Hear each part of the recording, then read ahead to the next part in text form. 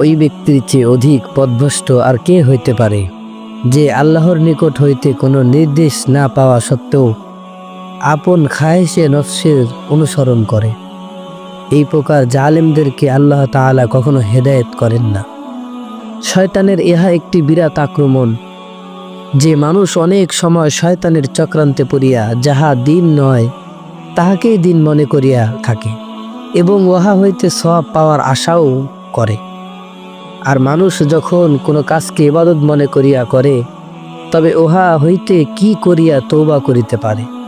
তাই সে যখন কোনো নাজায়েজ কাজকে ইবাদত মনে করিয়া করিতে থাকে, তখন উহা হইতে তওবা করার প্রয়োজন মনে করে না, বরং নিত্যদিন দৈনন্দিন উহাতে আরও মজবুত হইতে থাকে।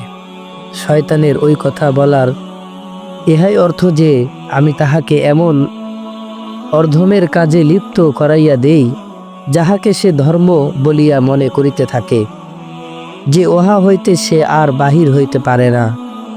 তাই আমাদেরকে ধর্মের প্রত্যেক কাজে নবী সাল্লাল্লাহু আলাইহি ওয়াসাল্লাম ও সাহাবাদের তরিকা অনুসরণ করা উচিত। আর তা না করিয়া সুন্নতের খেলাফ কোনো তরিকা গ্রহণ করিলে পূর্ণের পরিবর্তে সওয়াবের পরিবর্তে পাপই হইবে।